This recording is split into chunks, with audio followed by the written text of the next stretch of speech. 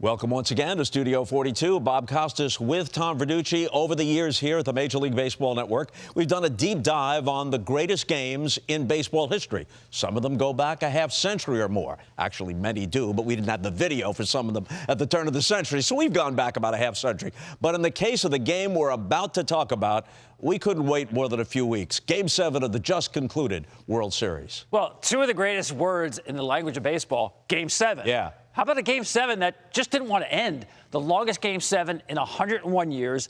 And, Bob, it was like a great movie where there's just so many twists and turns, and you never get tired of watching the movie. And actually, through the first 6 games, no matter what had happened in Game 7, it was already one of the best World Series. But we're about to see that Game 7 put some major icing on the cake.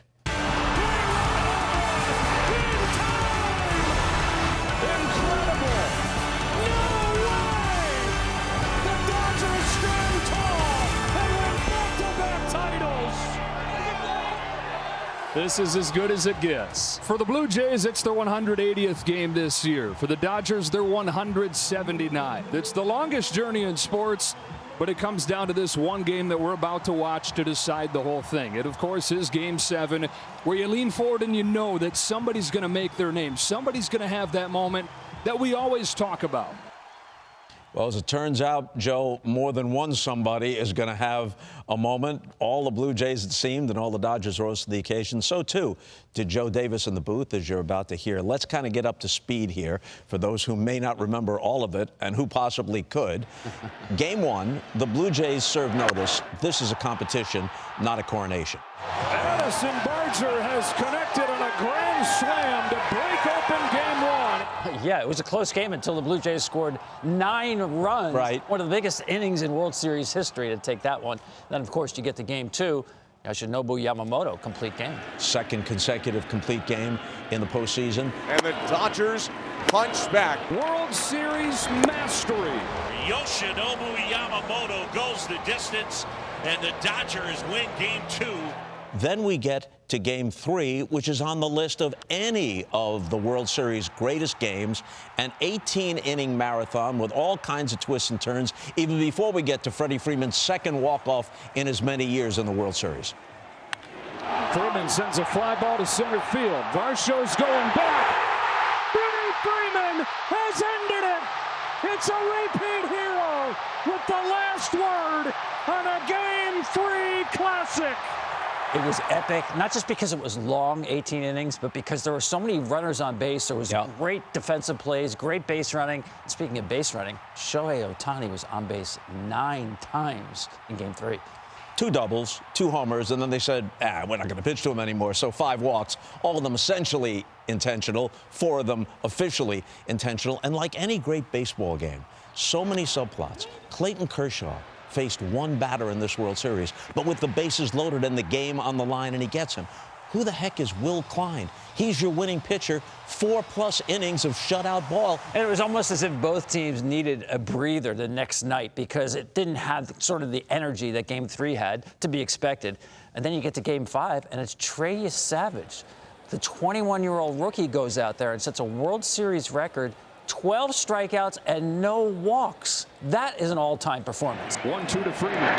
There's a dozen for Trey Savage. The rookie goes 7 innings on the road at Dodger Stadium and shuts down the Dodger offense. Before he ever takes the mound, he has a lead because Davis Schneider and Vladimir Guerrero Jr. moved up to number 2 in the lineup by John Schneider, no relation to Davis. They opened the game with back-to-back home runs off Blake Snell. That had never happened in the World Series either. So then you get Game 6, must win for the Dodgers. How about the ball getting wedged under the padding in center field? When was the last time you saw that? In the World Series, never. It wedges in the bottom of the wall, and it's a dead ball.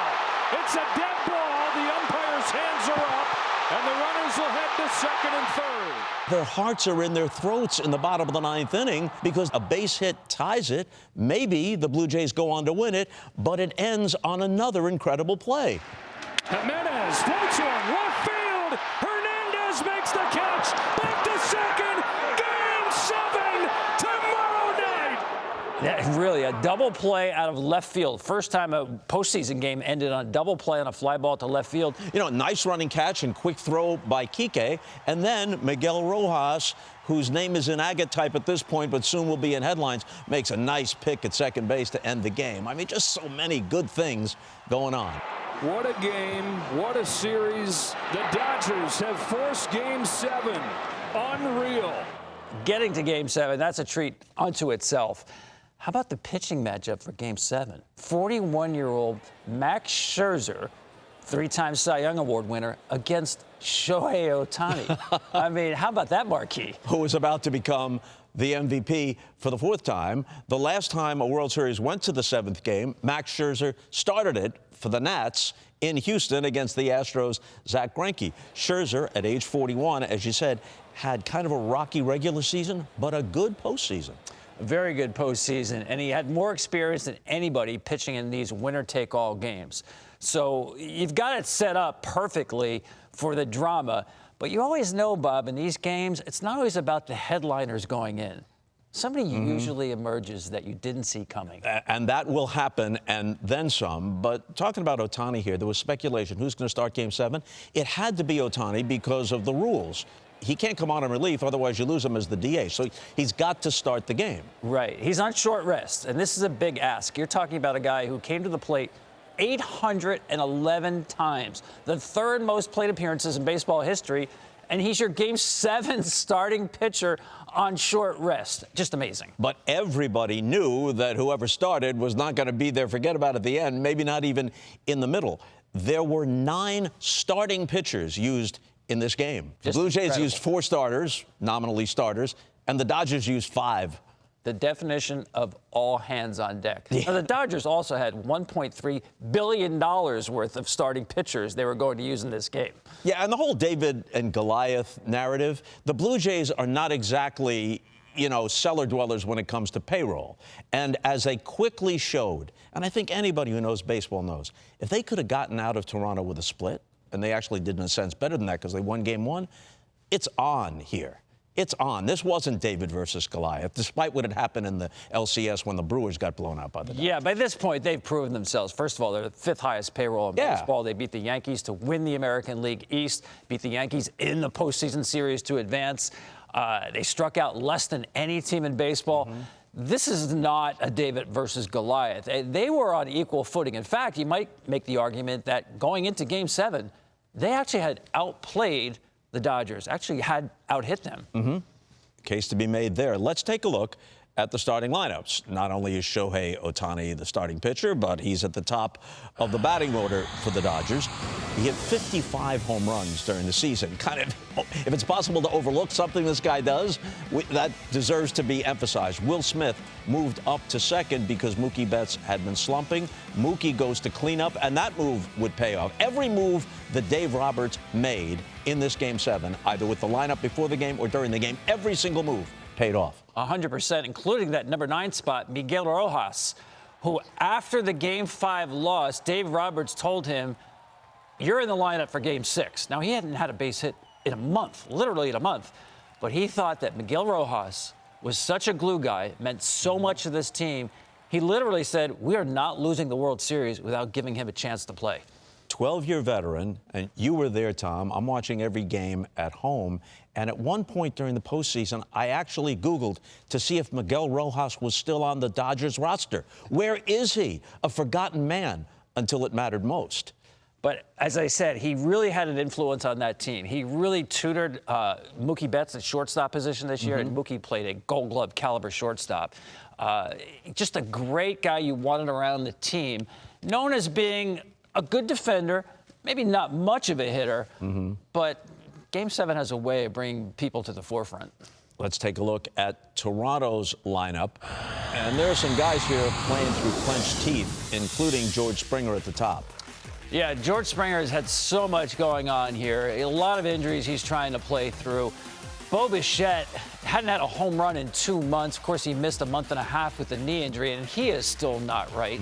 So there's some walking wounded in this lineup here. But again, their DNA is wear down the other team by putting the ball in play. They can't hit home runs, but it's about putting the ball in play. Bichette, their cleanup hitter and a very consequential player in this game, as you're about to see, 27-year-old free agent shortstop. He's about to strike it rich, either staying in Toronto or going someplace else. But he had not played at all in the Division Series or the LCS, but was ready for the World Series. And still doesn't have kind of the mobility to play shortstop. So he's going to play second base and has in this series really the first time as a major leaguer. Andres Jimenez stays at shortstop. So the stage is set, and when we come back, it's the classic Game 7 of the 2025 World Series.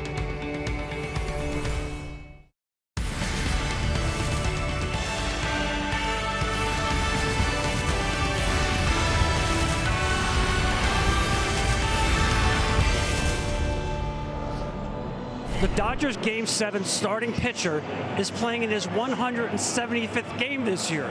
Fascinating. Just like the decisions for manager Dave Roberts once Shohei Ohtani starts this game. All 4 Dodgers starters are in play tonight. Ohtani, Tyler Glasnow, Blake Snell, and yes, Yoshinobu Yamamoto, after throwing 96 pitches last night, has volunteered to pitch out of the bullpen. It's down to simple math. 4 starting pitchers, 1 game to win the World Series. So it was pretty much all hands on deck. 13 pitchers got into this game, beginning with Max Scherzer. Max Scherzer, his 6th World Series start, his 6th winner-take-all game, the most all-time.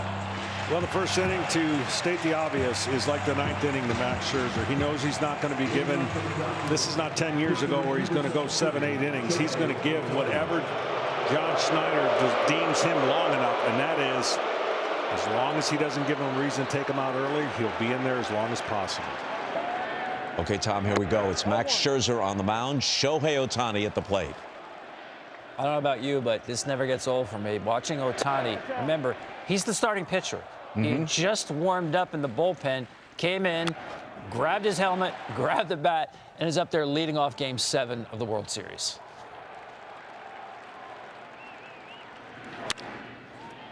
And there's a base hit toward the gap. Varsho gets over and cuts it off, and Ohtani has a leadoff single. And again, that's your Game 7 starting pitcher. I mean, if you're Dave Roberts, yeah, you want to get out in front, but, you know, he's going to have to take the mound after being on base this entire inning. Here's a nice play by Guerrero, who had won a Gold Glove in the past, but I think a national audience, including Canada, really got an appreciation of what a good first baseman he was during this World Series. Just what an overall great baseball player he is. Defense certainly part of that, base running, and we know about the hitting. Freddie Freeman gets a good piece of this. Not quite enough. Varsho to the edge of the track. Ohtani tags and takes third, but with 2 out. Yeah, again, he's expanding some energy here. You can't diminish the fact that he's on the mound in this game on short rest for the first time as a major leaguer. Mookie Betts had a big hit in Game 6. Cannot bring Ohtani home here in Game 7. So Scherzer works out of trouble. No score as we go to the bottom half of the first. So this is going to be interesting here with Ohtani. And I'm down by the Dodgers dugout. And I see him go back into the clubhouse. Remember, he's your starting pitcher. Now, the in-between time in between these half innings for a postseason game is about 3 minutes. And there's a clock. And your pitcher's supposed to be done with his warm-ups with about 20 seconds on the clock. A little more commercial time, so it's 3 minutes. A little, so there's extra time in there. I still don't see Ohtani. And in fact, it's probably the first time you saw a World Series game where a pitcher made all of his warm-up throws while the game is being covered live. Yeah. Because he took that long to get out to the mound. Now, there is leeway here. The umpires do have discretion when it comes to allowing a player more time to warm up. But John Schneider's point was, you know, where does the discretion end? At some point, you got to get him out there. And nobody was going to tell Shohei to hurry it up. In fact, the home plate umpire, Jordan Baker, went out there and basically told him, take as much time as you need. And he did. So George Springer, effective in this series despite being compromised by injury, leads off with a single, but then Ohtani strikes out Nathan Lucas and then gets a strikeout, throw him out. It's a fastball to get him. Springer was running. He's tagged, and that's the inning. I guess George Springer thought it was ball 4 and slowed up, so he's an easy out at second. Yeah, I mean, a mistake, but there's no question that with the condition he's in running there, he's not thinking about stealing a base, I don't think, but he thought it was, I think, a call that the umpire missed. 2-0. Is hit in the air to right field. Barger's going back on it. Steps out of the warning track, and Tommy Edman just missed it. Scherzer's retired 6 straight since the leadoff hit from Ohtani. Max Scherzer worked the perfect top half of the second, and in the bottom half, Bo Bichette leads things off against Shohei Ohtani.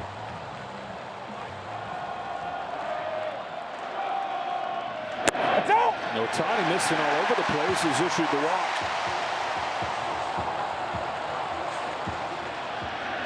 Here's his payoff. Barger cracks one over second and down, and a base hit for Barger. Bichette stops at second, and the Blue Jays are in business in the second. So no score, bottom of the second. The Blue Jays get the first 2 on to start the inning. Ohtani then retires Alejandro Kirk and Dalton Varsho. 2 on, 2 out for the more than pesky, emerging as a star, Ernie Clement. Stay hot, Ernie Clement. That's the fastest pitch thrown all night right there. Now, there's 2 outs. A lot of runners are going to at least attempt to score on that ball. I know it was hit hard, but with Bichette there, you have to hold him. He's just not, that knee is just not good enough to score on this base hit. Ernie Clement, that's 13 games in a row in the postseason with a hit a franchise record. Just on fire. Look at this, 100 miles an hour at the top of the zone. One of his 30 postseason base hits. Now, obviously, there are more rounds now, but that's a record. And look at Bichette. He knows, man. Normally I can score on that. Not now. Yeah. So now Andres Jimenez comes up. He's your number 9 hitter, but he's been dangerous throughout this postseason. Got a big base hit in the Blue Jays win in Game 4 at Dodger Stadium. So now it's a bases-loaded 2-out situation. Ohtani's got to bear down. Bichette at third, Barger at second, Clement at first. Ohtani to the plate with another 1-2. And he got him with a fastball. Ohtani gets out of the bases loaded jam, and a couple chances over the first 2 innings for the Jays fall through their fingertips.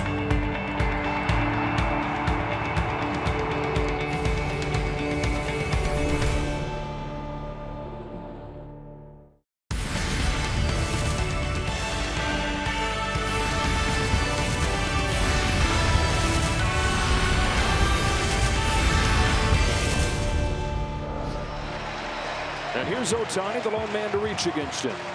Yeah, this is how you want to face him. And for Ohtani, unfortunately, he has come up to the plate with less men on than he would like. Meaning he's always seemingly batting with nobody on base. Corks this ball to left center field. Lucas is on the run. He reaches up and makes the catch. Nathan Lucas tracks it down on the warning track. So Max Scherzer works a perfect top of the third after allowing the leadoff hit. He's now retired 9 men in a row. Ohtani making the final out of the Dodger third there, so that plays into the ongoing storyline. Same thing. I'm watching Ohtani go back to the dugout, and he keeps going back to the clubhouse. And I'm saying, I wonder how long this is going to take.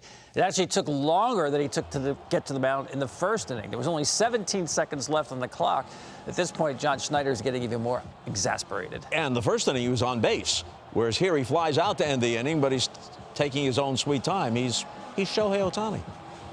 Yeah, and I get it. I mean, listen, you're not going to have him shorten his warm-up. There's Schneider saying, let's go, let's go. We've talked about this. They're clearly not going to enforce the rule, and there's no reason to make him hurry. And once he's ready, the first man he'll face is George Springer. Yeah, I thought Ohtani's stuff was understandably a little bit down. He wasn't as sharp. He's got 2 strikes on George Springer here, and this is just a hanger of a sweeper. I mean, good job by Springer to stay on it, but nobody out. You got the leadoff man on.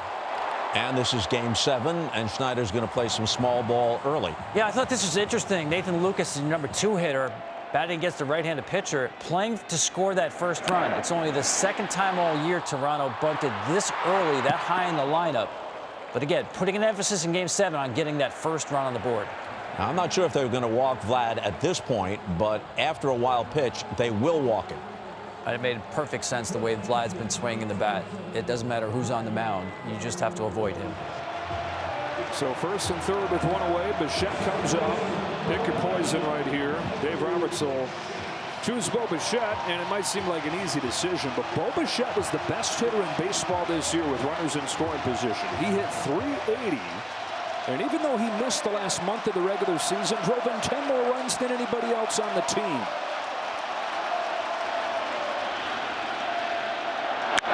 Fly ball deep center. Edmonds going back. The ball is going long. 3-run home run. Bo Bichette. You were there. It sounded from a distance like the roof was going to come off the place. It brought me back to the 1987 World Series, the Metrodome. It was super loud. Again, Ohtani, that's a hanger of a slider, a curious pitch. He doesn't throw many sliders, especially first pitch. That was the second longest home run Ohtani has ever allowed. 442 feet, a no-doubter. And like in Game 4, where he gave up 4 runs in a Dodgers loss, Ohtani just wasn't as sharp as he had been earlier in the postseason. Exactly. So Dave Roberts really has to go get him at that point. And I don't know about you, but right away I'm thinking about Joe Carter, the home run, 3-run homer. Jose Bautista, 3-run homer. George Springer, Game 7 of the ALCS, 3-run homer. All hit in this same ballpark, all by right-handed pole hitters to the pole side. And Bo Bichette gets on that list. The only difference is this is earlier in the game, so there's still time for the Dodgers to come back. Plenty of time. Absolutely, but I'm telling you, having 3 runs, you saw John Schneider playing for the first run of the game, and he wound up getting 3 on one swing. So now Ohtani is out as the pitcher, obviously not out of the game. The Ohtani rule is in place, and out of the bullpen comes Justin Robleski. He's an interesting story. He's a guy actually was cut from Clemson as a freshman. He was so bad. He said, they basically told me to go away. Tommy John surgery. He had been off the roster for a month. And now here he is in Game 7 in his job here. I think it's a high leverage spot. You're down 3-0, but you need to hold the game right here. Which he does. He gets the last 2 outs of the inning. It's 3-0 Jays after 3, but the Dodgers are going to strike back immediately when we come back.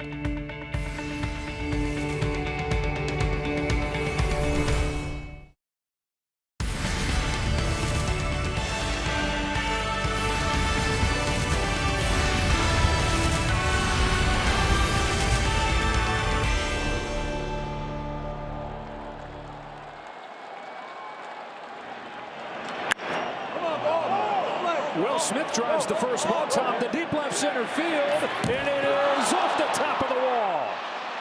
A leadoff double for Will Smith, and that ought to put Dave Roberts in a good mood for her to chat with him. Well, I don't want to strain the comparison, but if this is a heavyweight fight, you get punched in the chin, you might as well punch back right away. Yeah, the next half inning is always huge once you score. And in this case, the Dodgers show that they're not going away, as we knew. Freddie Freeman up next. He was only 1 for 6 in this Game 7. This is the 1. That's a bullet, just hit way too hard for Smith to score from second base. 2 war horses going at it. Freeman against Scherzer for the 69th time. So it's 1st and 3rd with nobody out. Mookie Betts then flies out, but it's too shallow for Smith to score. Max Muncy walks to load the bases, and that brings up Teoscar Hernandez. Again, Joe Davis. And up comes Teoscar Hernandez at the ballpark where he spent the bulk of his career. Former Toronto Blue Jays, loved here in Canada. Trying to do it to his old team in the World Series. Lines the ball to center field. Varsho lays out, and he made the catch. Smith is in to score. It's 3-1, but Dalton Varsho's Gold Glove in center field shows up again. Wow, what a catch. When you leave your feet like that, you had better catch the baseball, because if you don't, it's a track meet behind you. Now think about this, Bob. You remember the Joe Carter home run we mentioned in 1993? The catcher behind the plate was Darren Dalton. Gary Varsho played with Darren Dalton 2 years later with the Phillies.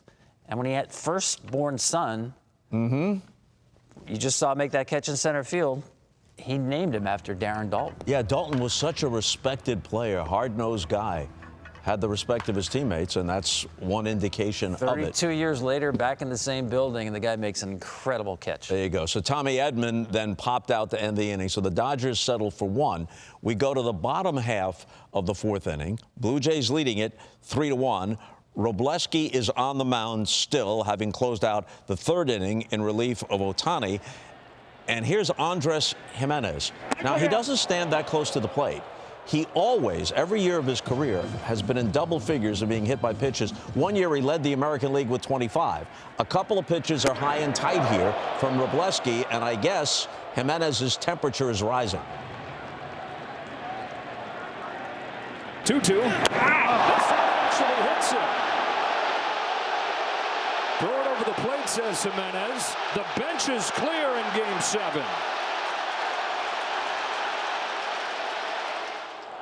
Now, he's not trying to hit him. That's the number 9 hitter in Game 7 of the World Series. You're already down 2. But what's interesting here is he missed the first pitch up and in. The next pitch also up and in. Jimenez actually stuck his hand out as if trying to get hit by the pitch. The Dodgers did not like that. I can tell you that. I know that for a fact. Robleski says, you know what, I'm going back in there. That's the second pitch where that hand comes out there. They did not like that at all, so the next pitch comes right up at him.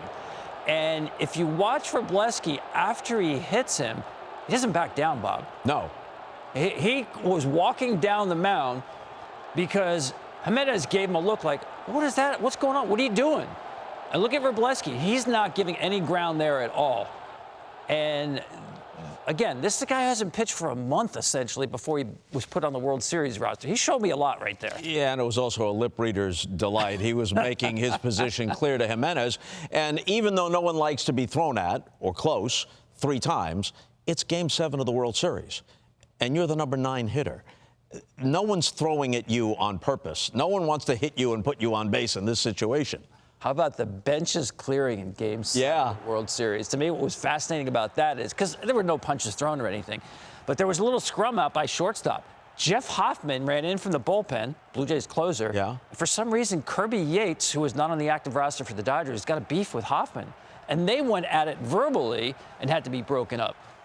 He'll play a big part in this game, Jeff Hoffman. Some past history. You never know. Somewhere along the baseball winding road, there might have been some past history there. But benches and bullpens emptying in Game 7 of the World Series is kind of performative. Rather, yeah, I guess we gotta. So here we go.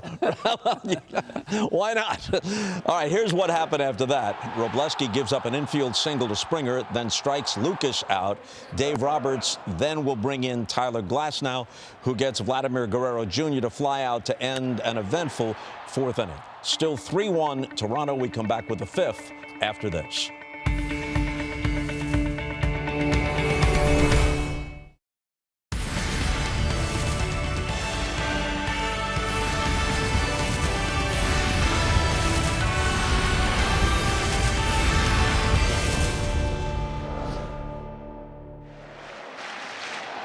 Scherzer gave up 3 runs in 4 1/3 in Game 3. A couple home runs in that game. That's a shot to left field and a base hit for Rojas. First hit from Miguel Rojas since October 1st.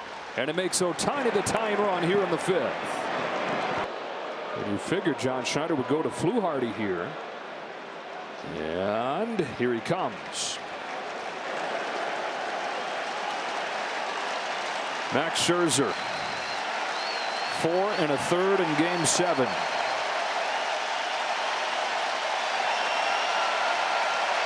And a Blue Jays crowd that didn't know what they'd get from him this year on a 1-year contract. Watch this magical season end with him on the mound, giving him a chance to win Game 7.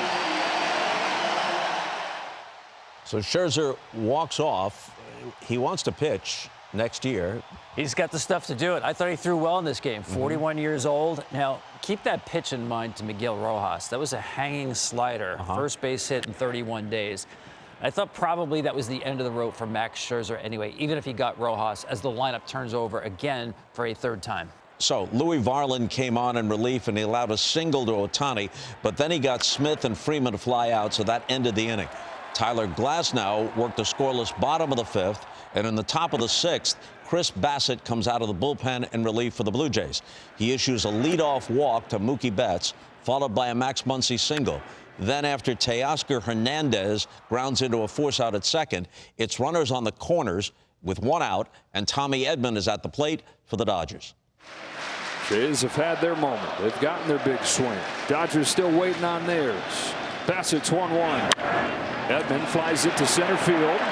Varsho sizes it up. Here comes Betts. Here comes the throw. It's way up the line, and it's a one-run game. Sacrifice fly from Tommy Edman, and it's 3-2 in the sixth.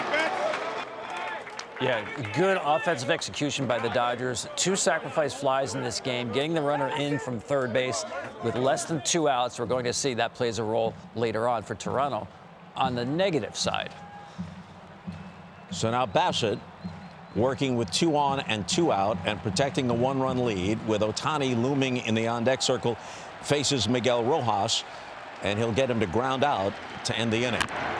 And again, pay attention to that pitch. That's a full count fastball. Go right after him. Bassett leaves the runners on base to keep the game right there. Toronto leads it 3-2 as we head to the bottom of the 6th. And here's that man again, Ernie Clement, leading off against Glasnow. Ernie Clement on a 3-1 pitch. That's another base hit, another multi-hit game. Above 400 for the postseason. Ernie Clement. Got a pitch he liked. Didn't try to do too much. He's a hit machine. Clement, by the way, won the race to Ty Rosarena for the most hits in a single postseason. Here's a guy only a few years ago wasn't even on Cleveland's postseason roster in 2022. Lands in Toronto and really finds himself. And as John Schneider put it, and this is a high compliment, especially these days when people tend to specialize, he's a baseball player. Oh, I love his story, Bob. He got DFA'd, essentially cut twice within 6 months. Once by an Oakland team in spring training just 2 years prior. Oakland was coming off 112 losses. Yes, and still couldn't use him. And they cut him. Yeah. He told me he went home. Nobody called for 2 days. He said, those were the 2 longest days of my life. I wasn't sure what I was going to do. He thought maybe he was done with Major League Baseball until the Toronto Blue Jays called. After his leadoff single, Clement would steal second. So now it's Andres Jimenez at the plate against Tyler Glasnow. 3-2, Jimenez into right center field. Hernandez will not get there. And it's 4-2 Blue Jays. Andres Jimenez out of the 9th spot one more time. And look at Clement. He's like a kid on a water slide. That's the happy slide across the plate as Jimenez delivers the double. Yeah, just a huge hit. Give yourself a little bit of a breathing room. Right now, the Blue Jays win percentage probability is at 89% with this 2-run lead now. And that win probability would have jumped up even higher if the Blue Jays could have gotten that 5th run home from second base with nobody out and the top of their order coming up against Tyler Glasnow. And that is going to be a recurring theme for the Toronto Blue Jays. They were great all year long. The best of baseball, getting guys in scoring position. But between Glasnow, Snell, and Yamamoto, 3 times they're going to pitch out of jams with the runner on second base and nobody out and not let the run score. It's huge. Glasnow got Springer, Lucas, and Guerrero Jr. to end the inning and keep it at 4-2. And as we move to the late innings following this break, as you know, the Dodgers are going to punch back.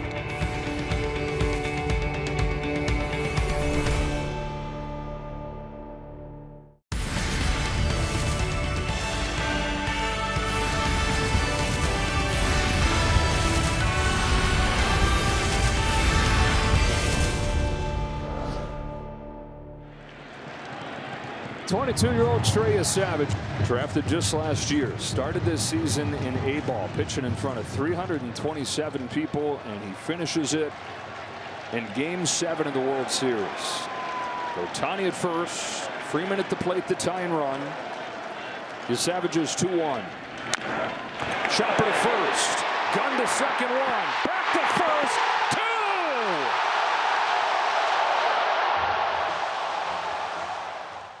Couple of points worth reiterating here. So many subplots.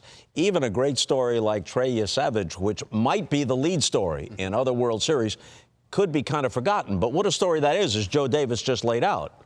And it's just 2 days of rest after he pitched that gem in Game 5. How about that double play by Vlad Guerrero? Just his baseball IQ. Left-handed hitter, Freeman in the box. When the pitch is thrown, he doesn't jump off the line. He guards the line, as he should. He's right there to make the play, and he makes the aggressive play of throwing to second base with Shohei Ohtani, who's 6'4", running down to second base. That throw had to be perfect. Bob, I know a lot of first basemen who are going to take the conservative way out. Just step on first base. Now there's 2 outs with the runner on second. Let your pitcher go get that third. He made a tremendous clutch play. He did it all postseason. Yeah, as you're watching the game, in your mind's eye, in that split second when he feels the ball, you're just anticipating he's going to go to the bag. Instead, he makes the aggressive play. They turn it into a double play. Guerrero had won a Gold Glove previously, but I think for a lot of people, seeing all the tremendous plays he made throughout the postseason, this is a revelation. It was not just the way he played, but the body language, the leadership. We saw that throughout. You saw it after that play. You know, John Schneider said he raised his game to a different level. He signed that contract. Remember, he could have been a free agent after this season. $500 million to stay there with Toronto. And he basically said, this is my team now, and I'm going to lead it. And you know what? When you grow up, literally grow up in and around the game with his Hall of Fame dad, that translates not just to genetic talent, that translates to baseball IQ. It was fun watching him play every game. The ability of Vlad Guerrero and the leadership, it was the entire package. Nobody wanted it more than Vlad. And we're likely looking at someday a father-son Hall of Fame duo. Wow. Okay, so on to the bottom of the 7th now, and Emmett Sheehan has come in relief of Tyler Glasnow. He does his job, keeping it a 4-2 game. Varsho's down on strikes. Can the offense wake up before it's too late? Betts, Muncy, and Tasker Hernandez coming up. Well, as Joe Davis said, time is running out for the Dodgers. And after Yasevich gets Mookie Betts to lead off the top of the 8th, the Jays are now 5 outs away from a world championship. But up steps Max Muncy. The 1-1 from Yasevich. Muncy hits a high drive to deep right field, headed for the pole and gone. Max Muncy brings the Dodgers back to within 1 with a no-doubt shot. It's 4-3 in the 8th.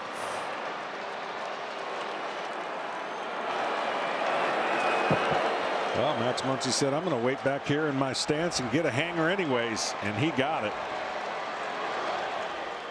The Dodgers scored 5 runs in this game, 2 on sacrifice flies, the other 3 on solo homers. Max Muncy had a 3-hit game, and that was the big one. And all 3 of their home runs are going to be on non-fastballs. That's a splitter from Yasevich, his best pitch. It's so good. He had thrown 179 of those in his brief big league career, allowing only 5 hits. But that was a hanger just left up in the zone. Watch this. It's just not going anywhere. It's a batting practice fastball, essentially, a splitter that stays up. And Muncy absolutely destroyed it. After Muncy goes to the dugout, accepts congratulations all around. It's a 4-3 game.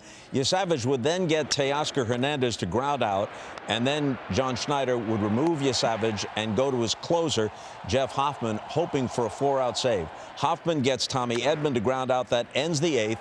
4-3 in favor of the Jays going to the bottom of the 8th, where Ernie Clement leads off against Emmett Sheehan. Franchise was founded in 1977. They won it pretty quickly when you consider it. 15 years after that, won their first, won it again the year after that, but they didn't make the postseason again for 2 decades after that. Sheehan's 2-2. Clement walks the ball to left center field. That's headed over Hernandez's head and up against the wall. Ernie Clement just will not stop.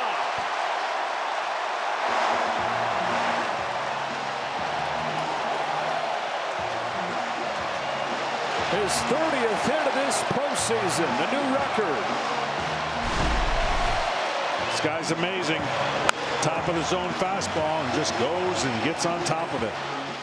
Ernie Clement, are you kidding me? There's the record.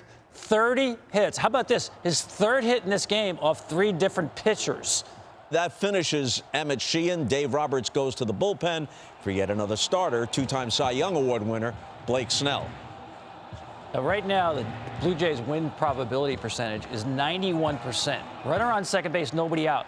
Now, Jimenez is batting. He showed bunt first pitch, and now he's going to take it off because the Dodgers defended the bunt aggressively. They moved in Freeman really close at first base, Muncy at third. I don't like the idea of taking the bunt off because the other team went to a defensive formation. They changed the decision for John Snyder to take the bunt off, and now instead of getting Clement to third with less than 2 outs, he's still at second with 1 out. And now here's George Springer, and Snell will strike him out, and he'll do the same to Davis Schneider, pinch hitting for Nathan Lucas, and that ends the 8th inning. Blue Jays strand the leadoff double. Fasten those seatbelts to the 9th inning of Game 7. So the Dodgers come up in the top of the 9th, still down 4-3. 3 outs left as Snell has held the fort. Kike Hernandez will lead it off for them in the top of the 9th, followed by Miguel Rojas, and then Shohei Ohtani looming. And again, Jeff Hoffman is in the game to get a 4-out save. Not a big deal for him because he's done that many times. You know, some closers just want the 9th inning clean, but he finished that 8th inning throwing really good sliders back out in the mound for the 9th inning to try to get the last 3 outs. And once again, the Jays had a man in scoring position and couldn't get that insurance run home. Again, it was Blake Snell after Glasnow had just done it, and you're going to see Yamamoto do it later, basically not even letting the ball out of the infield. Those starting pitchers, the pitches that they made when they had to make pitches, one of the underrated big stories of this game. Can Game 7 get any better? Yeah, it can.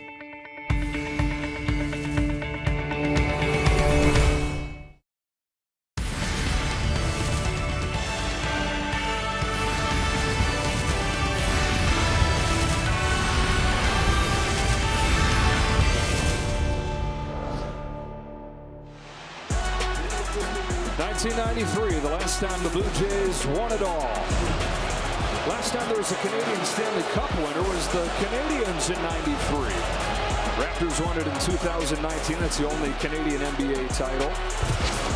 They've been waiting a long time to have another Blue Jays championship. They're 3 outs away. Dodgers force Game 7. Blue Jays in position to win it. On a 1-2 pitch, Hernandez chases strike 3, 1 gone in the ninth. So Kike Hernandez chases the wicked slider down and away. That's out number 1. And if you're a Dodger fan, you're thinking maybe Rojas can get on. And then we got Shohei. Yeah, I mean, right now, the win probability has never been higher for the Blue Jays to win this game, 91%. And you think about it, throughout this postseason, teams were 0-42 going to the 9th inning, trailing. In World Series history for a Game 7, 2-33 trailing going into the 9th inning. Of course, 2001, the Diamondbacks came back from the Yankees. The other, you were there, 1997, the Marlins and Cleveland.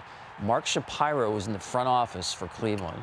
And he remembers John Hart being asked to go into the clubhouse in preparation for the celebration. And John Hart watched it unravel on TV. He didn't want to go. He's surrounded by champagne that was never opened. Mark Shapiro now finds himself in the same situation with Toronto, 2 outs away. Yeah, Hart didn't want to go back in '97. Baseball superstition. I don't want to jinx it. They made him go. Baseball protocol. You have to be there. And then it all slipped away, and eventually they lost it in the 11th inning. Okay, up comes Miguel Rojas. Here's a guy who, as Tom has said, has been invaluable in sort of an under-the-radar way throughout the season, but he's going to come up huge in just a minute.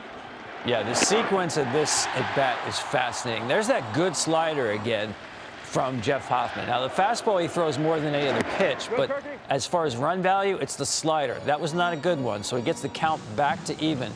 Remember, he's got Shohei Ohtani on deck, Hoffman, so he has to be aggressive pitching to Miggy Rojas there. There's a fastball that misses. Now he's falling behind. He knows he's got to get back into this count against Miguel Rojas. And give Rojas credit here because he is not going to go quietly at all throughout this at-bat. There's a fastball fouled away back into the count now. How are you going to put him away here? The key is you cannot get to a 3-ball count. You don't want to be in a situation where you must throw the ball in the strike zone. You want to try to get him to chase the way he got Kike Hernandez to chase the slider. Another foul ball. He's thinking, you know what? I'm going to go back to my slider here. That's fine. 2-2 slider is a fine pitch, but you have to make sure you make it at least tempting for Rojas, and he doesn't. That's not a good one at all. Now the problem here is he must throw the ball in the strike zone. Well, Hoffman knows this has got to be an action pitch, and what I mean by that, you got to make him put it in play. He's got to swing at this pitch, meaning it has to be close enough, because you do not want to walk him. You do not mind giving up a hit right here, but it cannot be a ball 4, and then Ohtani comes to the plate. Payoff. Drilled to left field and deep, and gone! No way! Miguel Rojas! Dave Roberts played his gut. The guy hadn't had a hit in a month. And in the 9th inning of Game 7, he's hit a tying home run. The most unlikely source has changed Game 7. It's tied at 4. Rojas has given the Dodgers life. Wow. Yeah. I mean, I hated the pitch because to throw a slider 3-2 where you cannot afford to walk the player, it has to be in the strike zone the whole time. Watch this pitch. It's in the zone the whole time. It's the only pitch he can hit for a home run. It had to be a fastball there. He's not a good velocity hitter, Miguel Rojas. Slider bat speed, you just gave him the one pitch he could hit out of the ballpark. Now, give him credit. He fought like heck to get to this pitch. But look at the spin. That's just rolling. Yep. 300 fewer RPMs on that slider than he had on the first slider that he threw Miguel Rojas. Why? Because he's guiding it into the zone. You just can't throw a strike-to-strike slider there. He sat all over a slider, and he got it. And when he got the barrel to the ball right there, we talked about a slider that hangs. It's the recipe for a fly ball, and you know that's a sick feeling right there for Hoffman, but an electric feeling for that dugout.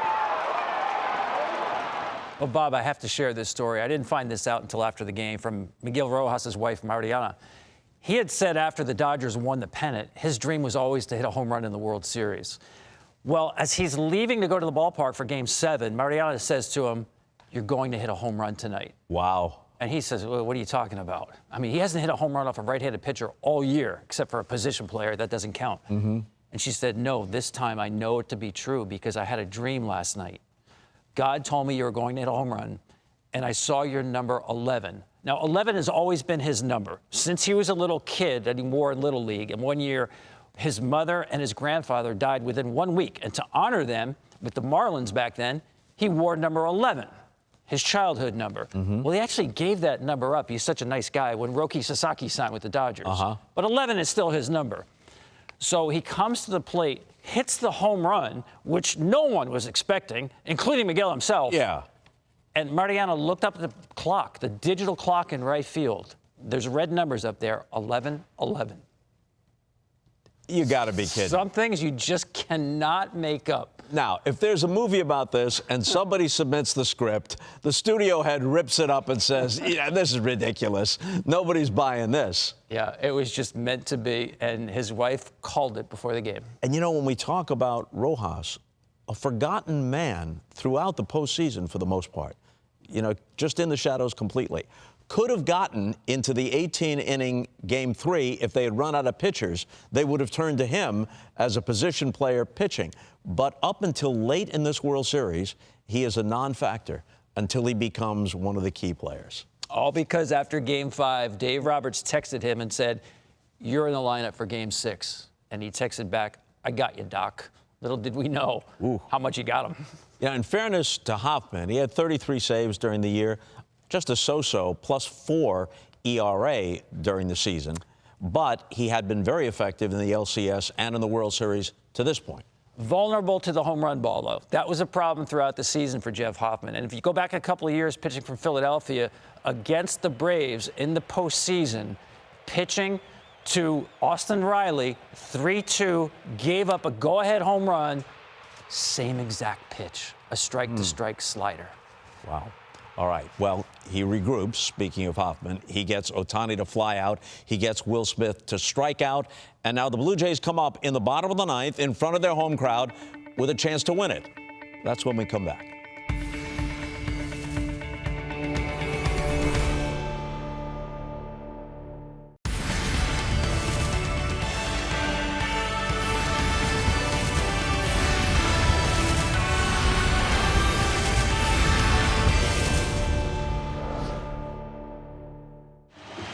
Dodgers with their fourth tin soldier over the late innings to tie it at 4. Blue Jays have the right guys coming up, though. Vlad Guerrero, Bo Bichette, Addison Barger against Blake Snell. The only walk-off home run in Game 7, 1960. High drive to center field.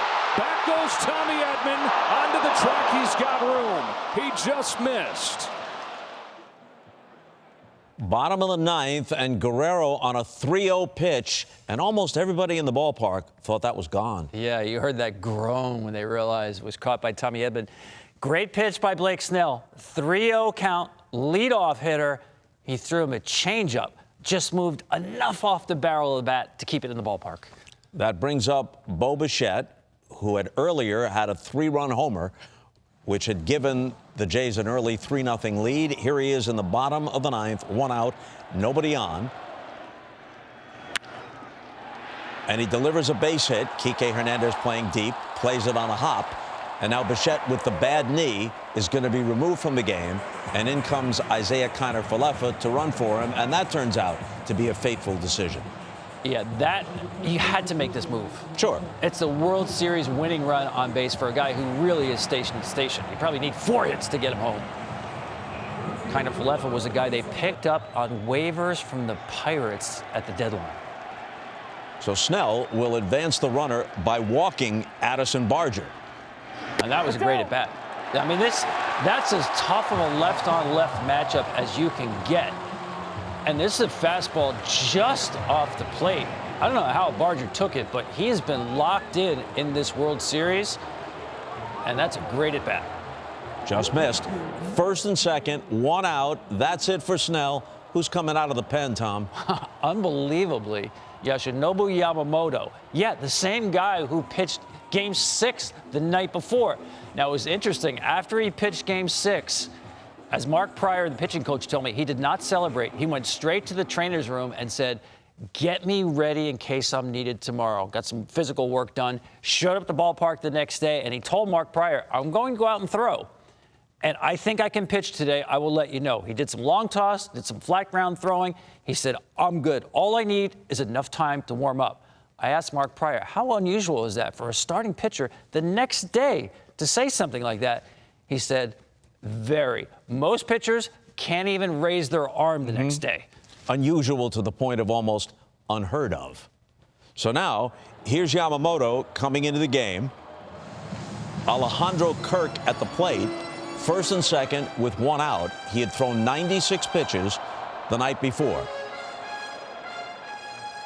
He'd thrown 2 postseason complete games, one against the Brewers and one earlier in this series against the Jays in Game 2. And then he hits Alejandro Kirk. Bases loaded now, 1 out. Yeah, you've loaded the bases with 1 out. Yeah, this is very unusual for Yamamoto. He's got such great command. Just the fastball runs all the way in. No room for error now.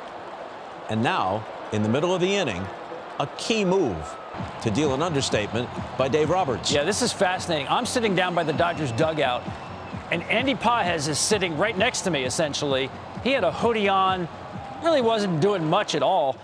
And it was Danny Lehman, the bench coach, who came running down and said, you're in the game. Go out to center field. Of course, it's a sacrifice fly situation. You want the better arm in the outfield. Made sense.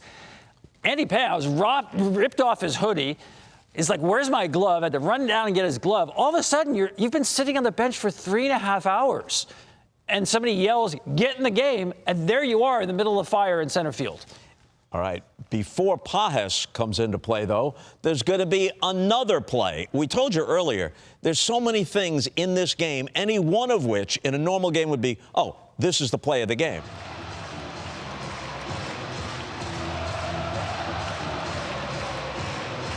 Hit machine. Ernie Clement waits on deck. Bases loaded, 1 out. 1-2 pitch. Varsho. Roller to second. Rojas comes home in time. And it's Miguel Rojas who ties it in the top of the 9th. Saves it in the bottom of the 9th. Joe Davis had it exactly right, the perfect caption there. But look at Rojas. For just a second, he stumbles, and that made it A razor-close play. Just a little bit of a stumble, gathered himself just in time, threw somewhat of a strike to home. I say that because watch the play by Will Smith, who had to stretch, leave the plate, and then return his foot barely in time. Folks, we're talking about the difference between the Blue Jays winning the World Series or not. That's how close this play is at the plate.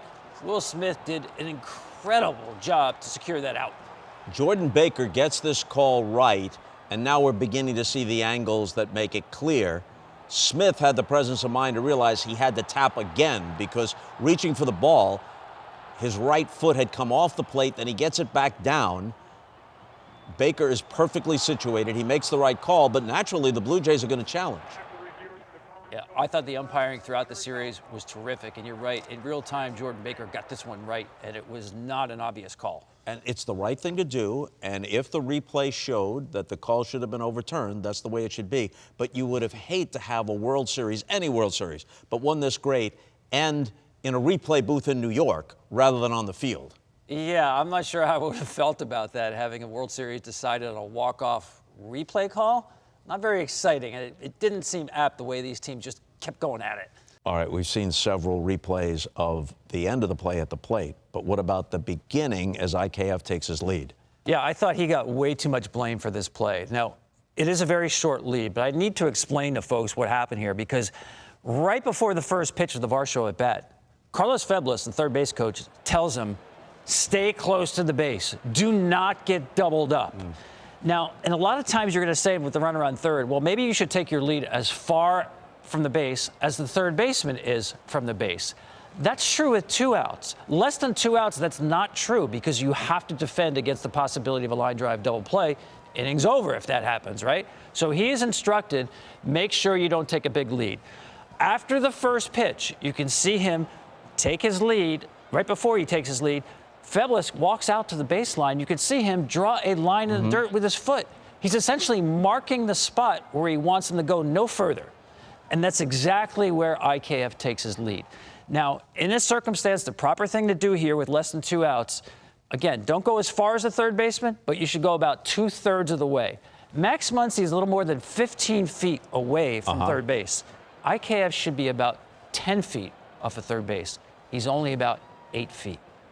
Those 2 feet are the difference between the Blue Jays winning the World Series or not. And to his credit, all he's doing is following instructions. Now, you can also say, well, he should be taking a harder secondary lead. There's a lot of coaches and managers who say, no, again, if there's a line drive and you take a hard secondary lead, now you have to really scramble to get back to the base. That's where we see guys lose their balance, fall down, get doubled up. You want to be moving towards home, but not really strong towards home. So I'm not faulting him there. And the other criticism is, well, he should run through home plate. Don't slide. Bob, I've never seen that before. And we're going to see Mookie Betts later slide on the same exact play. Everybody slides at home, partly because your responsibility is make sure there's no double play. Hit the catcher if you can to make sure there's no return throw to first base. It's not the thing to expect someone to run through the base in that situation at home. You slide at home. The World Series was on the line here on the length of the lead. The proper thing to do in this situation is to be conservative with your lead. Their mistake was, between Feblis and IKF, they overcorrected. They went super conservative, and that 1 or 2 feet that he should have had initially from his lead cost them scoring the winning run. That concern about the line drive double play was not theoretical because earlier in this game, Jimenez had hit a line drive at Muncy with the infield in. Almost an identical situation. Now, Varsho's a different kind of hitter, but he is a left-handed hitter. I'm sure they had that in mind. Absolutely. It's the proper thing no matter what the circumstance, but especially since you've literally just saw it or a few minutes earlier. And if you watch at first base, Alejandro Kirk is a runner at first. He's back in Little League. He's literally not even taking a lead off the base. They're so concerned about a line drive double play. It's again, it's the right thing to do. They just overcorrected. And now the Dodgers, by the narrowest of margins, are still alive. But who do they have to deal with? Ernie Clement.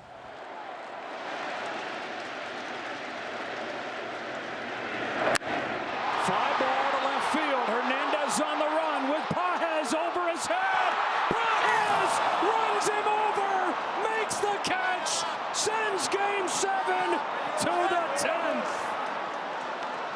Incredible. Clement can't believe it. Hernandez doesn't know for a split second exactly what has happened. Pages goes over him to make the game-saving catch. Bob, it's the greatest catch in World Series history. And I know you're going to tell me Willie Mays, 1954, 8th inning, that was game one. Yeah, considering Game what's one at of the stake. sweep. This is literally the World Series on the line. If this ball falls, Ernie Clement is the World Series MVP, a postseason legend forever, and the Blue Jays are world champions for the first time in 32 years. Andy Pages did not allow that to happen. This is a guy who was on the bench for the first 3.5 innings. Look where he's playing. He's playing even shallower than Kike Hernandez to the pull side and left field. And if you watch him, he never takes his eye off the baseball. He is going to catch this baseball no matter what. He never looked for the wall. He never looked for the left fielder.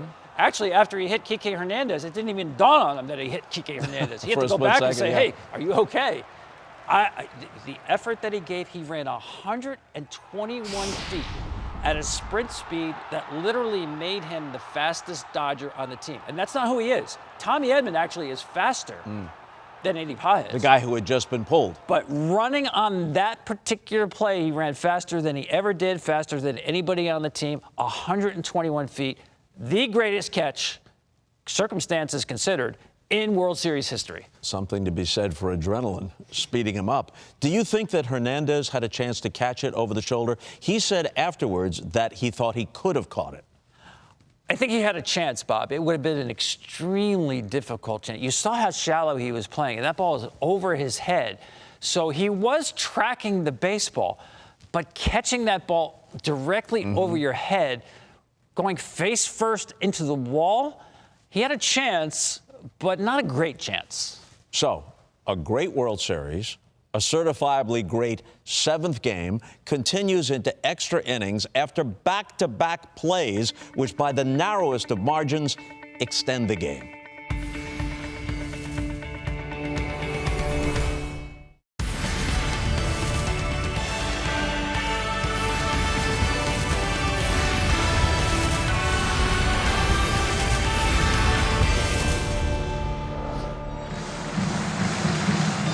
Have won their last 3 extra inning World Series games, 2 of those being 18 innings, and then the middle one 2021 versus the New York Yankees. Yeah, that 18-inning game, game 3 that Freddie Freeman finished with a walk-off home run. 2-2 to Muncy, up the middle and through, base hit center field. Go ahead run into scoring position. Max Muncy, his 3rd hit of the ballgame. He came in 4 for his last 36, and he's come to life in Game 7. That base hit by Muncy, following a walk to Betts, makes it 1st and 2nd with 1 out. Sir Anthony Dominguez is now pitching for Toronto. He will walk Teoscar Hernandez to load the bases, now with 1 out. And who comes up? Andy Pages, who, despite his defensive heroics from just a moment ago, is 4 for 50 to this point in the postseason, which is why Dave Roberts had to take him out and put Rojas at second base and Edman in center field. And the Dodgers' win probability at this point, bases loaded, 1 out, 71%. These win probabilities turn out to be anything but probable Fate in this in this World Series. 2-1. Pages up the middle. Jimenez comes home and gets the lead runner. The infield drawn in works for both teams late. Okay, another forced play at the plate, but it's different. It's incredible. Back-to-back half innings in which the World Series winning run is thrown out at the plate, but great execution. That's a great play. Watch the footwork by Jimenez right here. I mean, that is spectacular. And it's interesting watching Mookie and comparing his lead to IKF. He's definitely taking a more aggressive lead and a more aggressive secondary lead, as you can see. It's really just a defensive gem here. No stumble by Andres Jimenez and a perfect throw. But you watch Mookie taking his lead, you see the aggressive secondary. He actually stopped, though. I wasn't a fan of that where his feet are stopped, where he had to restart again, but plenty of time for Jimenez to make the play. So now Kike Hernandez hits this little bouncer. It's an in-between play. Guerrero flips to Dominguez, And that's that. They leave the bases loaded. Oh, nothing easy, though. I mean, this reminded me of the Smith play at the plate. It's a game of twister at first base. Can you get the yellow circle? Oh, barely got there in time. One stab he missed, and then the second stab with the foot, he did get the base, barely to play on to the bottom of the inning tied. So the heart-pounding Game 7 goes to the bottom of the 10th, tied at 4-4. Yamamoto still in there, gets Jimenez and Springer for 2 quick outs, and then we'll let Joe Davis take us to the 11th. As the clock strikes midnight here in Toronto, we play on to November 2nd. Yamamoto hardly sweating. Here's his 1-1 pitch. In the air to right field, no big deal for Teoscar Hernandez. And Game 7 moves along to the 11th inning. This season just keeps on going. Game 7, a gift to even have it. And it's a gift that just keeps on giving here. It does. And I said in the beginning the managers were going to be a high-stress situation, and you couldn't put them in any more stressful situations. And listen, this is a game where everybody knows you're gonna put forth your best effort. Somebody's going to be severely disappointed, and somebody's going to be remembered for the rest of their time in that city. Shane Bieber, who is not part of the A plan or the B plan or the C plan. We are no longer on those plans as Miguel Rojas taps one left side, charging Clement, fires it over to first in time. Long time ago, Shohei threw the first pitch for the Dodgers. Breaks his bat on a one-hopper to second. Counter for Alfaro. You know how much stress relief that is for Shane Bieber. I mean, he knew coming into this game he was going to face that guy. He made an incredible pitch that broke his bat. Cutter on the inside part of the plate where Ohtani loves it. This thing just eats up the bat, and a soft out. And a big relief from this crowd and, I'm sure, Bieber. So Shane Bieber, one-time Cy Young Award winner when with Cleveland and Game 4 winner of this World Series, is now on in the 11th inning, gets the 2 quick outs, as you saw, and now has to deal with Will Smith. Yeah, you made a good point earlier. It's important to remember about Will Smith hitting second in the lineup because it started out with Mookie Betts there. Yeah. And the way Toronto was walking Shohei Ohtani, it kept putting a lot of pressure on Betts, who wasn't swinging the bat great. So Dave Roberts said, you know what, let me move my hotter hitter, Will Smith, ahead, take some pressure off Mookie Betts. He had the big 2-run single in Game 6. And boy, does it pay off here in the 11th. And maybe stop them from pitching around Ohtani quite as much as they had been. But even with Betts, talk about all the moves by Roberts working. In Game 6, Betts got a big hit early in the game in their 3-run inning, drove home 2. So just about every button that Roberts pushed worked, especially late in this World Series, but kind of throughout the World Series. Yeah, and we're going to see with Will Smith, I mentioned 3 home runs by the Dodgers in this game. And all 3 home runs hit off not fastballs, off speed or spin. And this World Series set a record. Fewest fastballs ever. Only 41% fastballs. Everybody wants to spin to get the swing and miss, which is great until you hang one. So now it's Will Smith's turn to play hero, and something about Smith that's been true for a very long time. He doesn't get the headlines. You got Ohtani, you got Betts, you got Freeman, you got Yamamoto, you got Kershaw, but here's Will Smith. First pitch, breaking ball, misses with it. You see Will Smith here. It's important to remember, he has caught all 73 innings in this World Series, all 1,222 pitches thrown by Dodger pitchers. It's the 11th inning here, been playing for almost 4 hours. And he caught 18 innings in Game 3. Count in his favor, 2-0, another breaking ball coming. Smith, it's a high fly ball to deep left field. It's got a chance. It is gone. It's Will Smith in Game 7.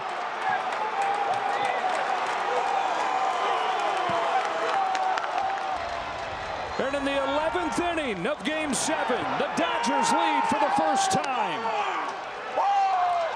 You saw Kershaw there in the bullpen. Had this game been extended, he very well could have gotten into the game, and that would have been another dramatic plot line. But now Will Smith has given the Dodgers their first lead of Game 7. There have been 41 winner-take-all World Series games. This is the first time someone hit a home run in extra innings in one of these sudden death games. And it landed in almost the exact same spot as Miguel Rojas' home run. In fact, father and son caught those 2 home run balls. Really? Yeah. This game, not only in the broad strokes, but in the brush strokes, is kind of It's up unbelievable. for auction, by the way, if you'd like to purchase one. I'll check my account. These days, a ball like that, we're talking 7 figures, probably. Yeah. Smith goes yard, and the Dodgers suddenly find themselves on the verge of a repeat. Okay, so it's 5-4 Dodgers, 3 outs away from a World Series title, but you knew the Blue Jays wouldn't go quietly. Game 7 rolls on to the bottom of the 11th when we come back.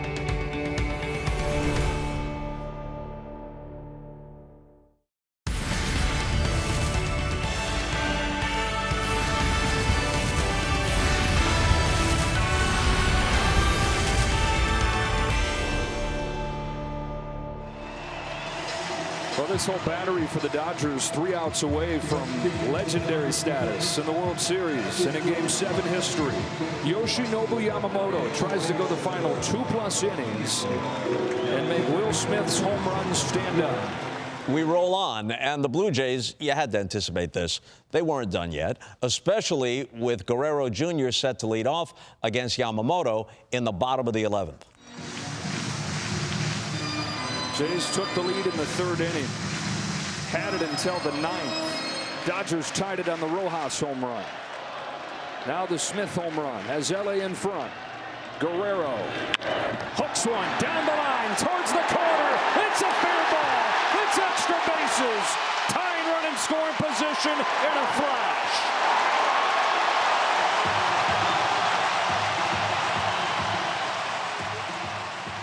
That place is going berserk. Oh, man.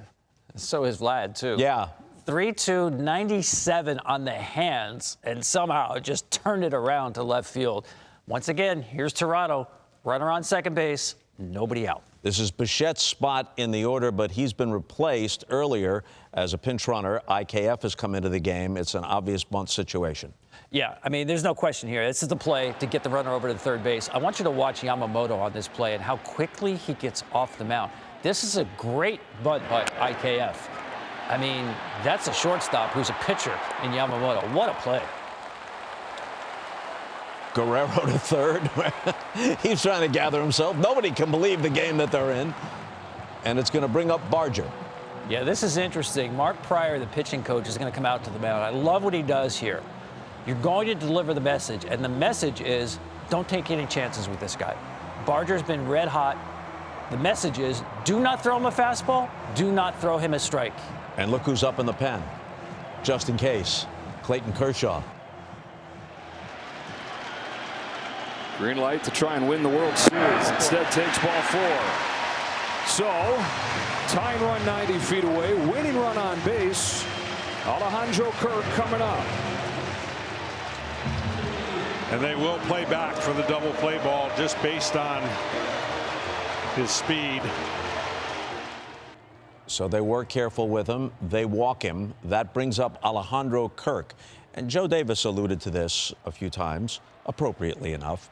To the uninitiated, you look at Kirk and say, what's the deal here? He should be in a Sunday softball league. He's a very good catcher. He's a dangerous hitter, but obviously not the speediest runner. No, he's a great hitter because he can put anything in play. He's a great contact hitter, but when he hits it on the ground in this situation, it's pretty much an automatic double play.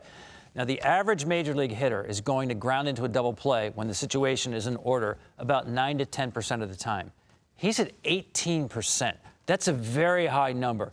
Factor in the fact that Yamamoto is a ground ball pitcher who gets many more ground balls than the average big league pitcher. The one thing you must avoid is the ball on the ground because that's a double play that will end your season. And that's why I thought the play should be have Barger, at least on the first pitch, break towards second base. I do not think the Dodgers are throwing through because if the runner goes from first base, you're asking Kim, the second baseman, to vacate his position, which opens up a hole. There's no way if I'm Dave Roberts, I can afford to move an infielder, open a hole to have the tying run score from third base. You're defending that runner on third base. Even throwing down to second base if Barger runs is a risk. Any mishandling of the baseball and the game is tied. What I would like to see, at least on the first pitch, is have Barger make a false break to see how the Dodgers are defending the play. My guess is they're not covering second base. You can't open a hole. Knowing that, then you run Barger. Why? You must stay out of the double play. Must stay out of the double play. And if you do, a base hit wins the World Series for you. That's the other benefit. The winning runs on second base. Yeah, but if you watch Barger taking his lead off first base, it's a very short lead, and he's pretty much standing up. He's giving you no body language to suggest that he's going to put pressure on the Dodgers. So the Dodgers are not worried. There's no throw to first base to keep him there, see if he's running or not. He's giving you the body language that says, I'm not going anywhere, folks. And I think that's where you have to be a little bolder. And I know what people are going to say. Worried about the line drive double play again, right? Well, line drive double play, first and third, happens less than 1% of the time. There's no way something that's that rare is going to influence me about doing the right thing. I don't make a decision based on being afraid of something that happens 1% of the time. Whereas with Kirk, as you just said, if he hits it on the ground, it happens close to 20% of the time, close to 1 in 5. Yeah, and the way Yamamoto can pitch, he can get a ball on the ground. So again, this is a World Series filled with big moments, but also countless little things either done or not done, any one of which might have swung the outcome. So here's Kirk, who had 2 hits earlier in the game. And Yamamoto is so good with 6 different pitches and the way he commands the baseball. Starts him off with the cutter well off the plate. Now, he's very aggressive. He's going to chase that pitch, but that looked like a strike. That's not a terrible pitch to swing at. He can move you back and forth with his change of speeds, not just locations. There's the slow curveball. Speed him up, slow him down. He's got him set up for anything right here.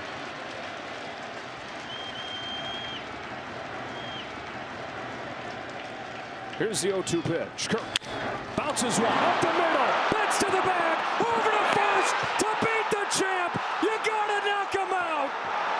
The Dodgers stand tall and win back-to-back titles.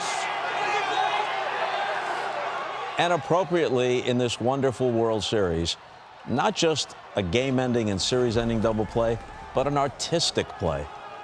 A beautiful play by Mookie Betts. That's a Gold Glove right fielder who essentially played a Gold Glove shortstop, and the ball's in his hands to end this World Series. And what a job by Yamamoto. I mean, Bob, we'll be talking about this for years in the same way we talk about Walter Johnson and Randy Johnson and Madison Bumgarner. The heart to go out there and just take the ball in the first place, but then to execute with fatigue had to be a factor. You can see the appreciation of his manager, Dave Roberts. And you know, as trite as it sounds when you say this after a big sports event, it's really true here. Nobody lost this World Series. The Dodgers, by the narrowest of margins, won it, but the Blue Jays acquitted themselves so well. I'm glad you said that, Bob, because when we talk about greatest World Series ever, to me it means there's glory on both sides, the winning side and the losing side. No better example of that than 50 years ago.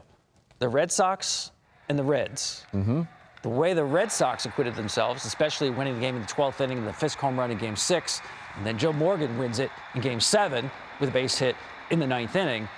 And here we are again with the Blue Jays literally having their heads high after losing the World Series. In fact, the headline in one of the Toronto papers the next day was, "Hearts broken, heads high."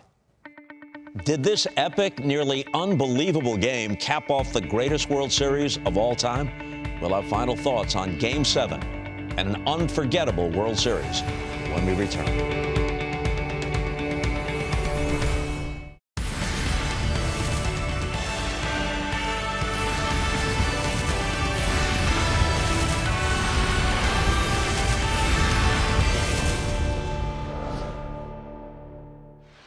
Blue Jays on the corners, 1 out. The Dodgers lead by 1. Yamamoto's 0-2. Coming to Kirk. Broken back, ground ball. Betts has it, steps on the bag. The throw to first. Double play! From backs against the wall to back. The Dodgers cement their dynasty. They win Game 7 in extra innings. 5 for the final. They mob Yamamoto on the left side of the mound. That was Steven Nelson. You may remember him from here at the MLB Network, now of the Dodgers radio network. That's the way he called the team's 9th World Series title. And now we hear from the managers of each team, beginning with Toronto's John Schneider. Hey, John, when you look back at this game, do you see it as a couple of heavyweights going at it back and forth, or do you see it as you guys had all the chances that you wanted to have to win it? A little bit of both. I thought we had chances to sweep them. You know, I thought that we played our game, and our game is as good as anybody in baseball. So is it two heavyweights going back and forth? You know, going back to the beginning of this series when people were calling it David versus Goliath, it's not even close. So they're good.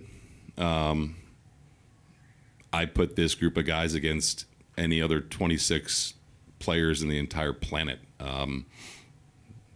Yeah, we had our chances. We had our chances to beat them soundly, you know, and we didn't, and that's baseball. Right now, I'm just really elated and really proud of our team, our guys, the way we fought, and we've done something that hasn't been done in decades. And you know, there were so many, as we talked earlier, so many pressure points and how that game could have flipped, and we just kept fighting, and you know, guys stepped up big. So I could just go on and on about, you know, the big plays, the big performances, and you know, this is one of the greatest games I've ever been a part of, and this whole series and what the Blue Jays did, and they gave us everything they had, and just such a first-class organization. Well, Tom, it goes without saying this is one of the greatest Game 7s and one of the greatest World Series ever. Is it the best World Series you have ever seen? Oh, man, that is a tough question. I almost feel like a really good stew. You have to let it sit for a while and marinate. Because to my mind, I've always said 2016, that World Series, especially the Game 7. You had 176 years of history waiting for both sides combined to win a championship. And then it was tied after 9 innings when the rains came. Yeah. So we had this pregnant pause. It was like you put the entire game inside a snow globe and said, just leave it like that. But of course, we needed an ending, and we got a great one. Cubs winning the World Championship. This one may, in my mind, over time, as I sit back and appreciate even more of it, overtake that. Because, Bob, I can't remember a World Series, and especially a Game 7, and you alluded to this, that had so many zigzags and pivot points where you thought one team was going to win, and then you thought the other team was going to win, and then I get back and forth and back and forth. 73 innings of World Series baseball, 73 full innings. We've never seen that before in 121 World Series. And here's the other thing, Bob. There are 3 plays in this game that are the top 12 World Series plays of all time when ranked by win probability added, championship probability added, basically a measurement of how clutch was the play. We had 3 of those. The ground ball double play to end the game, the Rojas home run, and the Will Smith home run. No other game has more than 1 of those clutch plays. So it may very well be the greatest World Series and the greatest Game 7. And then throw in Rojas's throw to Smith to prevent the Jays from winning, and Pages's catch to do the same thing barely a pitch or two later. The first World Series I remember seeing, I was 8 years old, Mazeroski's homer, climactic moment in an incredible 7th game. But the whole World Series itself doesn't measure up. A lot of blowouts. A lot of blowouts in that World Series, but a great 7th game.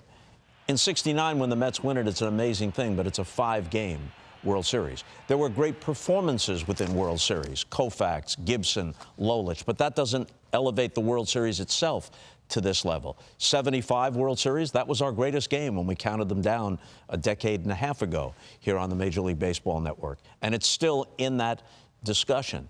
86, you've got Game 6, Mets and Red Sox, and a Game 7 that was very good, but not as good as this one. 91, Braves and Twins, every game was close. I think every game was a 1-run game or down to the last at bat, and then you got the classic 10-inning 7th game and Jack Morris pitching a complete game shutout. But was it as good throughout as this World Series? And then you talk about 2016 and some others that you can throw in there. This World Series has 3 games. Game 3, the 18th inning.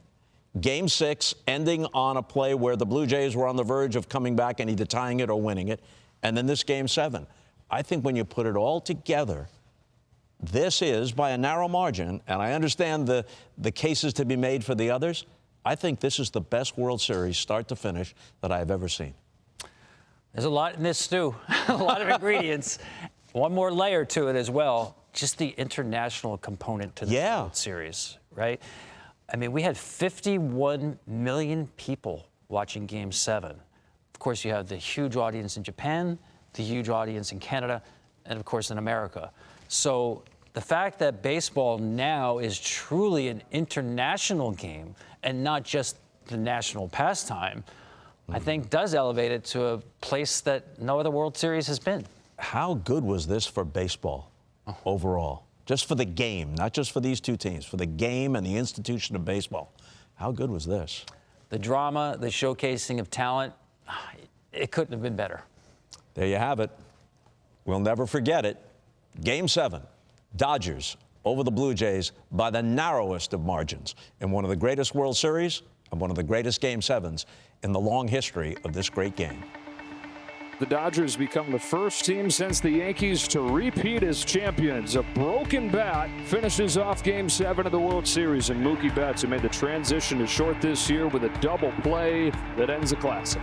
It was a classic, and I said somebody's going to be severely disappointed. The Blue Jays, it's going to take a while to get over this game, but they had an unbelievable year. This was an unbelievable season and a series I'll never forget. There's so many plays you can't even go over them, but the Dodgers got to do something that a lot of people don't do, and that's defend, and you got to tip your hat to them. I've never been more proud of a group of guys that are standing behind me right now. They persevered against all adversity. We started out in Tokyo and we ended up in Canada. I love you guys. Back to back!